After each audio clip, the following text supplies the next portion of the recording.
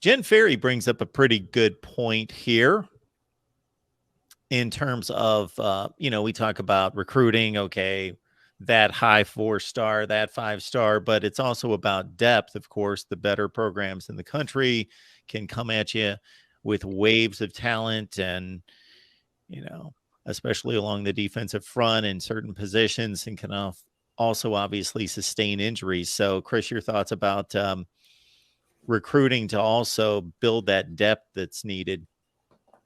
Yeah, I think that Florida State's going to be in a much better situation for the 2023 year versus 2022. And I'll give you an example. For 2022 season, when we lost Fabian Lovett for that just crazy stretch of time, teams were able to run up the middle on us pretty much as they wanted to through the A gap or the C gap. We had a huge problem with imploding the pocket itself. From what I mean by imploding is pushing the pocket from within out, because you want to force the quarterback towards your defensive ends, being the more athletic linemen, so they can keep up with him and keep him contained. When Fabian Lovett wasn't in, we had a pretty rough go at it. We weren't able to get many sacks, wasn't able to bat down any balls really from the offensive line. So this year, I think it's going to be completely different when you're bringing in people like Fisk. You're also bringing in Edmond, and you've also got a defensive tackle that I personally think, if he's in the rotation, which I expect him to be, an Ioto Afasi, which also wasn't able to play last year because he reclassified kind of late. It pushed him back from a 23 to a 22, so he wasn't able to play all year. So your defensive line for sure is going to have plenty of rotation, and you're going to have depth there that once, if Fabian has to even set out for a couple of plays, you now have someone in there like Fisk or Ioto Afasi to be able to continue to push just as well as what Fabo's doing. And then the only room that I'm really worried about as far as depth goes, and they're making it better and better, is probably the DB side of things. We have plenty of bodies there. We just have a lot of question marks. There's a lot of guys that I don't know if they're going to take that next initial step, because some guys that we had kind of digressed last year. They kind of took a step back. And I'm really hoping that those couple of gentlemen decide to take that step forward, leap forward a little bit this year. But I think all in all, for the team, Florida State's going to be a much better product on the field due to what we've been able to bring up from the 2022 class. I don't think offensive lineman is going to show you any problems throughout the year, just due to the gentlemen like Quayshawn Sapp, and gentlemen to that nature. I think there's going to be a plenty of depth piece there.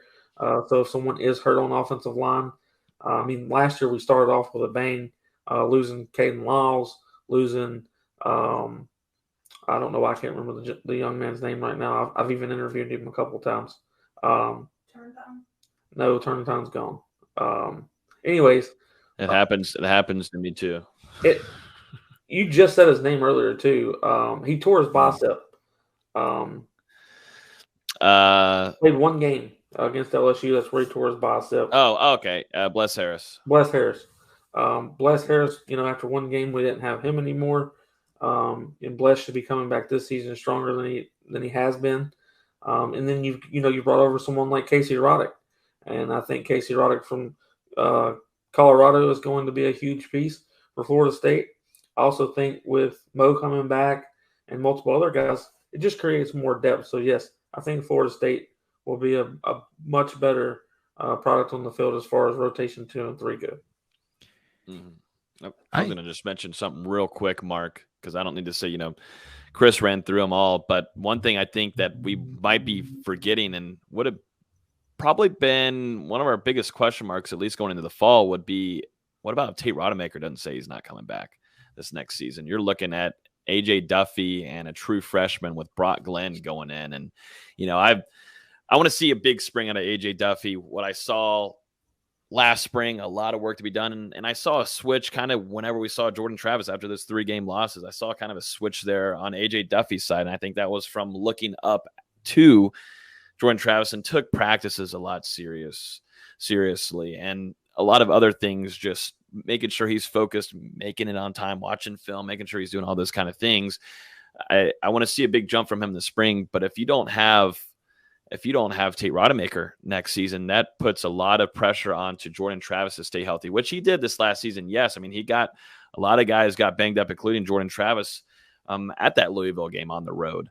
But, Tate Rodemaker came in and did what he did. We've talked about that multiple times, but I think it's pivotal for Florida State to have a backup when need be. And sometimes that's where if you have a guy going down early in the game, you've got to have a pretty good backup to come in, know the system, know what he's doing, has already built chemistry. So I think that's something that, at least from the question there earlier from Jen asking about, is there better backups? I think you're going to see a better backup out of Tate Rodemaker too. Another year in the system, yada, yada, yada. You just need guys like that in that quarterback room. I don't want to rely on an AJ Duffy. I don't want to rely on a true freshman with Brooklyn. Let them learn behind both Jordan Travis and a Tate Rodemaker with the time being. That's something that Mike Norvell has been able to do now. They've got this is a true quarterback room at the moment, in my opinion. This is the best quarterback room they've had yet under Mike Norvell's tenure. Back to the depth comment. I saw a list this week. I didn't realize that Fisk was that highly regarded. I saw a top 10 transfer list, and this wasn't top 10 at his position. This was top 10, period. Yeah. And on one of the major platforms, it was 247 or somebody that had him in the top 10. I just didn't realize he was that highly regarded. Yeah, talented, really, really talented, can take care of business on the inside, which Florida State needed. And I think they looked back at last season and was like, damn, once Fabian Lovett's gone, anybody can run up. Mark, you can take it for 5 yards. Chris has got it for 6.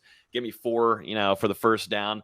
That's just exactly what was going on the inside of Florida State's defensive line. That was atrocious at times and embarrassing. You relied a lot on the linebackers to come down and fill the gaps and have to, whenever you've got a hole open like that, it puts your linebackers in tough situations. And Florida State had a really rough time there going into the second level because they had no type of concrete play there on the inside. And Florida State is going to be able to add that along with Daryl Jackson, Miami defensive tackle transfer, to add in that rotation. I was really disappointed with Jared Jackson's play this season. I know he was kind of dealing with injuries left and right, things like that. And also, now